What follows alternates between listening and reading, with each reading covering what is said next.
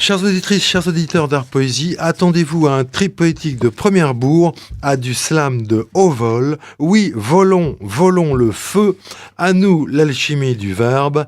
J'accueille aujourd'hui Sigé, poète bruxellois qui vient de publier son deuxième recueil de poèmes. Bonjour Sigé. Hello, ours blanc. Sigé qui est venu accompagné de son pote Abdelatif Habib, poète lui aussi, qui était l'invité de la 7e d'Art Poésie, juste pour le coacher. Alors, ce sont des temps excitants pour toi, Sigé. Ton deuxième recueil, le recueil de poèmes Le Prophète du Néant, vient de sortir au début de l'été. Oui, au mois de mai, au marché de la poésie à Paris. Donc tu es bien, tu as une bonne couverture pour le faire connaître. Le livre a une très bonne couverture qui le fait facilement connaître. Ah oui, j'en parle. Donc j'ai parlerai. une bonne couverture pour le faire connaître. Eh bien, écoute, voilà, moi je suis chez un éditeur indépendant, un pas gros éditeur indépendant, qui se démène beaucoup pour la poésie, on va dire, voilà. Et qui est David Giannoni, qui tient un Maelstrom à Bruxelles et qui est le directeur de la maison de la poésie d'Amé et des éditions donc de l'Arbre à Parole. Voilà, donc cette couverture-là, je l'ai, c'est mon éditeur. Là, si tu veux, je te lis ta bio en avant-dernière de couve du recueil, le recueil de poèmes Le Prophète du Néant. C'est une première pour moi, jamais personne ne m'a lu ma bio. À moins que tu veuilles la lire. Non, moi je veux pas la lire, mais je suis toujours obligé. Je la lis.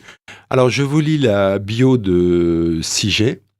Jean-Claude Cromlinck, alias Sigé, né à Bruxelles le 10 septembre 1946. Il fait ses études à l'Académie royale des beaux-arts de Bruxelles. Peintre, sculpteur, graveur, styliste de mode à Paris, professeur d'art en Belgique et aux USA. En 2011, il reçoit le prix de la Maison de la Francité et se dédie de plus en plus au slam et à la poésie. Il est régulièrement invité à plusieurs festivals de poésie en Belgique, France, Italie, Pays-Bas, Tunisie, Maroc. Publié dans plusieurs revues, traduit en russe, anglais et arabe. Un recueil de poésie Bon voyage, voit le jour en 2014 aux éditions Maelstrom Réévolution. Le Prophète du Néant est son deuxième recueil. Eh bien, c'est un exemple de volonté créatrice qui débouche. Par ailleurs, une très belle couverture illustrée par une calligraphie de l'ami Abdelatif Habib. C'est un bel objet livre solidement relié à l'agréable papier épais couleur jaune crème, satiné, sous le doigt.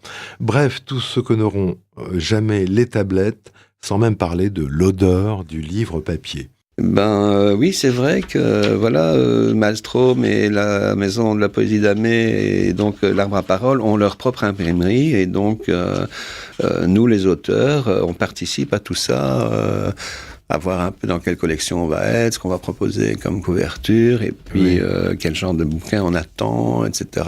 Et enfin, on se concerte, et finalement, le produit, il est fait par tout le monde, et puis l'auteur s'aperçoit que c'est 10 fois mieux que ce qu'il avait rêvé. Voilà.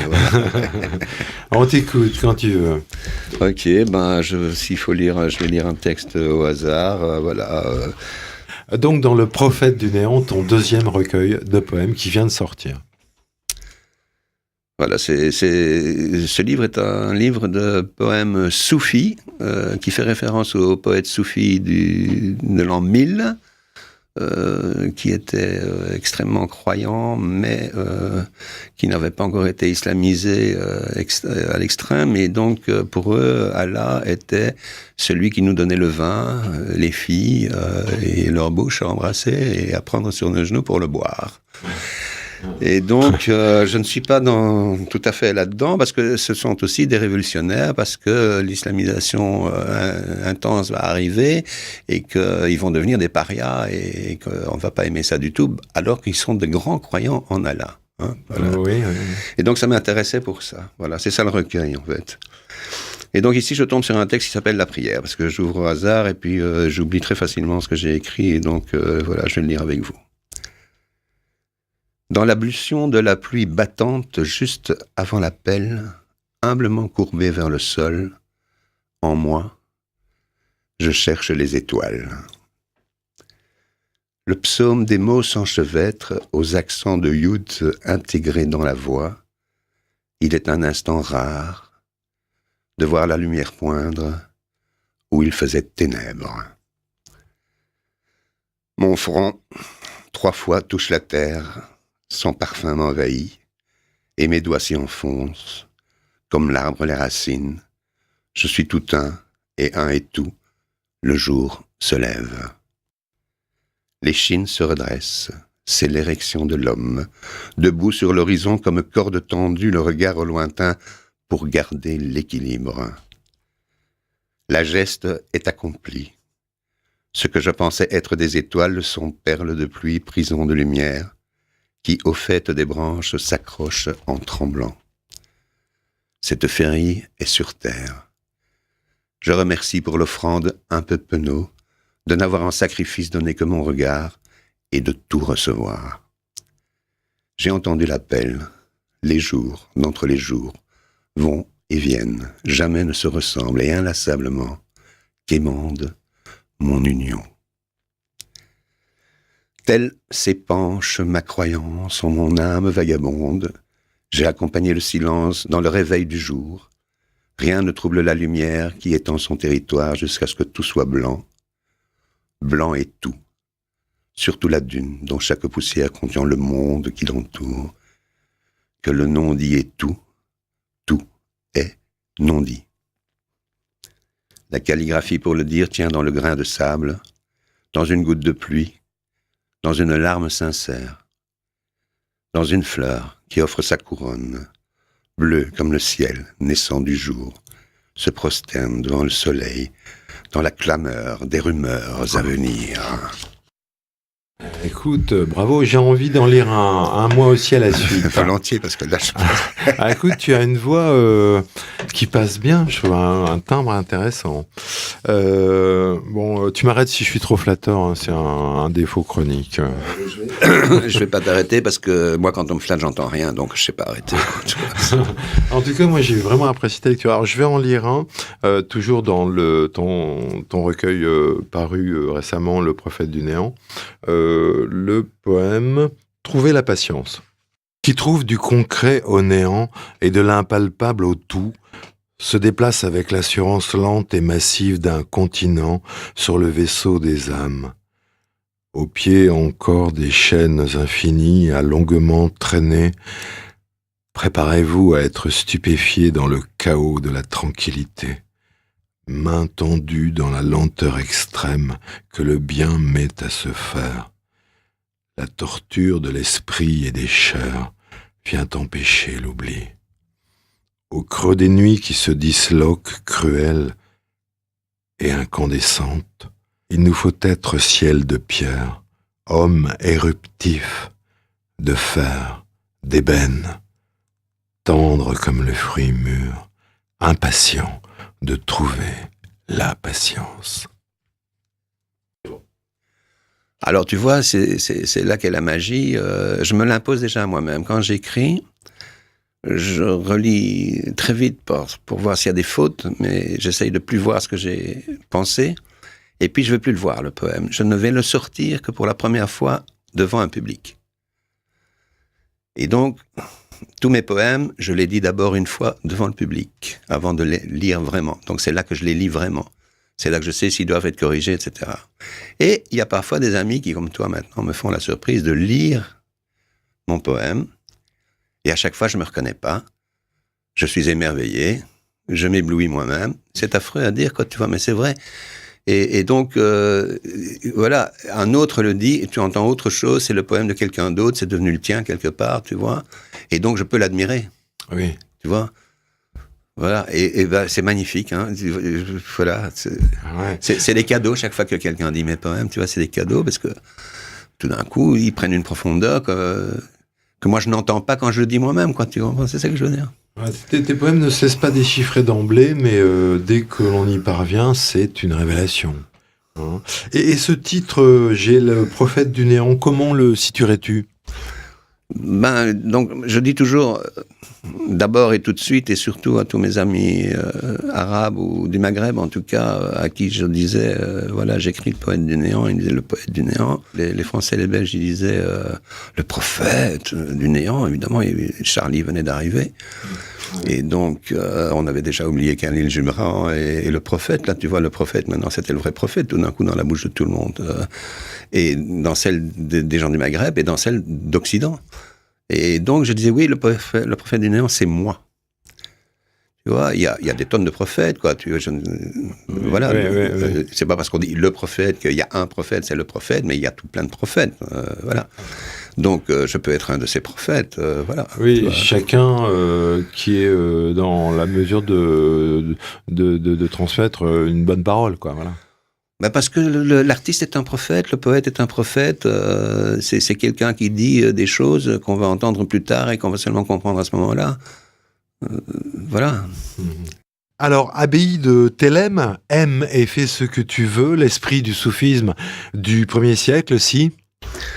L'esprit du soufisme du 1er siècle, si on a envie d'être libre, d'aimer la vie, de faire ce qui nous plaît, d'être en plein hédonisme, ravi de tout, oui. Et d'autre part, c'est aussi... Il y a des travaux soufistes, il y a le travail sur le souffle, il y a une espèce de chamanisme, il y a les derviches tourneurs, c'est purement soufi, et donc ça comprend beaucoup de choses, le soufisme. Voilà. D'accord, donc voilà des éclaircissements sur la tradition soufie, on peut dire ça. Oui, voilà, bien sûr. D'accord. Sous le signe du partage avec mon invité Sigé ici présent, je vous lis un de ses poèmes. Toujours dans le recueil Le prophète du néant, et c'est le poème La flamme. La flamme. Rien n'arrête l'intrépidité folle, les iniquités amères au goût de pillage. Venus du fond des âges renaissent les mauvais augures, les jours sont à la razzia. Tu méprises la richesse, aime la pauvreté, où rien ne te manque, tu y apprivoises l'impatience. La plaine bleutée, couverte de rosée, annonce les brumes d'un très long soir. La puissance des astres, l'âpreté des vents, la lame effilée de l'horizon, viendront-ils porter secours? Ta vie austère et juste t'est contestée. Impérieux d'indifférence, tu restes quoi? La terre est aux mains des pillards, qu'ils dévastent, saccagent et hâtent la fin de leur espèce. Survivra la flamme du courage devant l'adversité. Rien que pour cela doit exister des âmes, la flamme. Oui, voilà, une espèce de long silence, parce que là, voilà, je reste bouche bée. Tu as lu ce poème de façon magnifique, qui m'a ému moi-même. Voilà, donc merci. Merci Sigé. Tu nous lis autre chose? Oui, d'accord, voilà. Je vais aller au bout du livre, au 13e chapitre, puiser dans un long poème qui fait tout le chapitre, en fait, et qui s'appelle « Éternelle allée », et qui concerne... voilà, la poésie jusqu'à aujourd'hui, on va dire. Donc, ce sont mes poèmes de soufis des temps où nous vivons vraiment. Les barbares. Ces murs que nous avons dressés contre les abordages barbares, ignorant que nous sommes les véritables sauvages. Le dévouement a égorgé les innocents. Les assassins sont connus, anonymes sont les victimes. Dressés pour tuer sont les générations. Rafraîchir le souffle de la terre. Ils ont muselé les gorges pour emprisonner nos mots. Les oiseaux d'acier peuvent brouiller les pistes avec leurs traînées blanches qui s'entrecroisent. Jamais ils ne cacheront les étoiles ou séguer nos cœurs célestes. Ne pleure pas la vie, ne pleure pas la mort, pleure pour l'exilé, le supplicié, l'exécuté, pleure pour eux. Laisse couler la cascade sur ton corps, son fracas te fera oublier et noiera ton chagrin, comme une averse décape la terre. Ta peau, tatouée par l'histoire, tu avances prudent, car il te reste peu de place pour de nouveaux stigmates. Ce poème chérit tous les malchanceux et tous ceux qui font la vie belle. Souris quand tu te reconnais, souris à ce qui t'est donné, car alors ce paradis existera plus fort. Le fait est que plus on avance dans Le Prophète du Néant, plus les poèmes paraissent empreints, tu l'as dit d'ailleurs tout à l'heure en début d'émission, paraissent empreints d'une beauté, d'une essentialité magique.